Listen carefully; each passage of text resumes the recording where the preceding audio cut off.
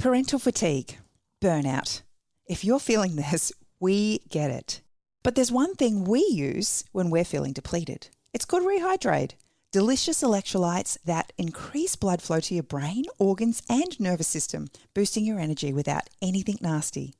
Magic. Next time you're feeling flat, give Rehydrate a go. Available at Coles.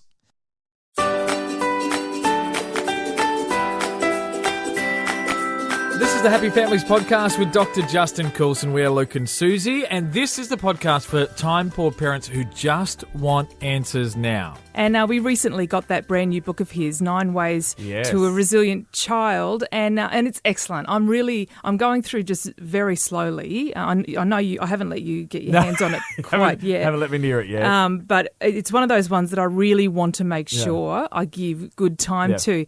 But I want to address something from the very first chapter of this book with Justin today, if we can. Justin, welcome to the show. Thanks for having a chat to us again today. You tell all your guests that they're your favourites, don't you? Well, I can promise you she doesn't have all our guests' book on her bedside. Can you quickly jot together 9 ways to a resilient husband when your wife won't let you have the book? We'll have to get you a copy. Yeah. I'll have to put a blog together for you, Luke. That'll be good. The man's version and the dad's version and mum's version. But in the very first chapter of this book, you there's a phrase that you use that has absolutely captivated me. It's post-traumatic growth. Now, we're very familiar with the term post-traumatic stress disorder, which we hear quite frequently in a number of circumstances that people face in their life. But can you talk to us a bit about post-traumatic growth? Yeah, if I was to give you a 5-second overview of it, instead of getting anxious and stressed when trauma occurs in our lives, we grow through it. Or actually, we grow because of it. It strengthens us. It makes us into better, stronger, more resilient people. The trauma, rather than driving us into the ground, turns us into better people. We are talking post-traumatic growth today with Dr. Justin Coulson. More shortly. Most children are born curious and confident. They love to explore the world, meet new friends and try new things. But between the ages of 2 and 12, confidence often drops off. Why and how can we rebuild it? Creating Confident Kids is an easy-to-read ebook for busy parents where you'll discover the 5 biggest mistakes most parents make that crush their kids' confidence and the 5 best confidence boosters for building resilience and well-being in your children. Creating Confident Kids by Dr. Justin Coulson at happyfamilies.com.au. It's the Happy Families podcast with Dr. Justin Coulson as we discuss this phrase that you've talked about in your book, 9 Ways to a Resilient Child, post-traumatic growth. I loved seeing this phrase because I think for me it reframed the concept of that traumatic circumstances that we face. And I know we know that there are some traumas that we face in our life that seem to break us, but to have that option to not go towards the stress but to move towards the growth, just even creating that language seems to create another option of how we deal with the traumas that we face. And you know that there are some people who face incredible trauma, and they have this incredible bounce back. And you actually spoke about one of those people in your book, and Rosie Batty, who had this incredible response to a trauma that no parent would ever want to face. But how do we become a Rosie Batty when we face our traumas, Justin?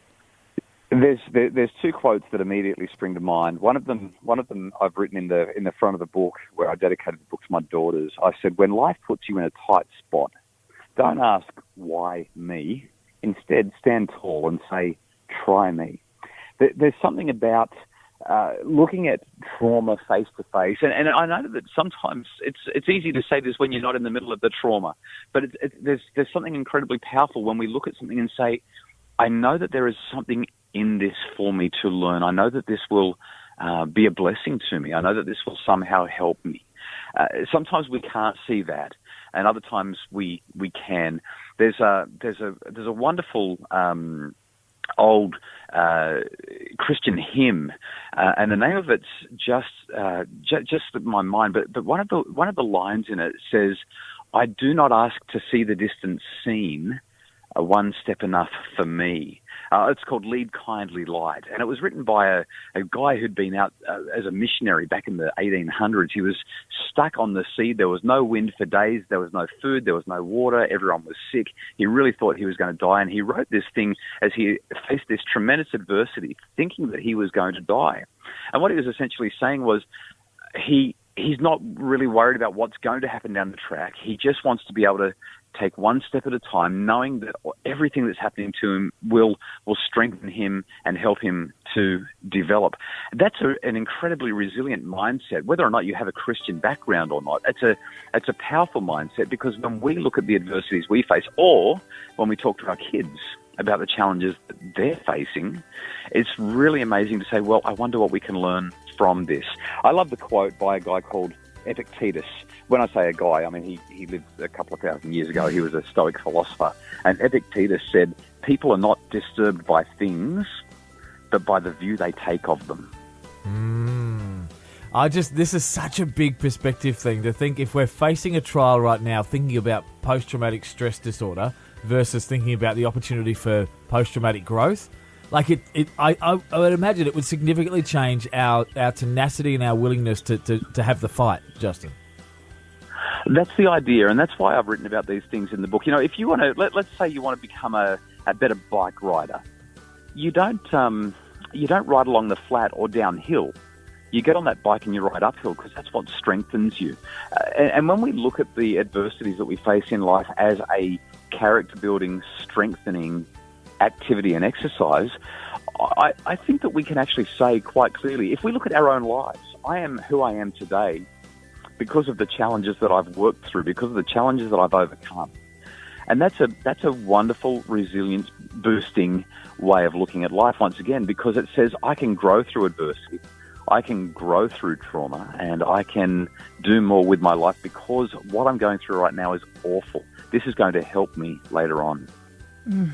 It's so very, very good. I think you need to relabel that book, by the way, 9 Ways to Becoming More Resilient, because I think anybody who reads it will develop those skills as well, not just for our children. Mother, 9 Ways to a Resilient Father. That's right. Just change the title and resell it, Justin. It'll be great. 9 Ways to a Resilient Child author Justin Coulson is our guest today from happyfamilies.com.au. We really appreciate, I love the phrase, post-traumatic growth. Thank you so much. My pleasure. Thanks for chatting. Of course, for that book, 9 Ways to a Resilient Child, and more books, podcasts and programs, visit happyfamilies.com.au, or if you're interested in having Dr. Justin come and speak to your school or organisation, go to justincoulson.com.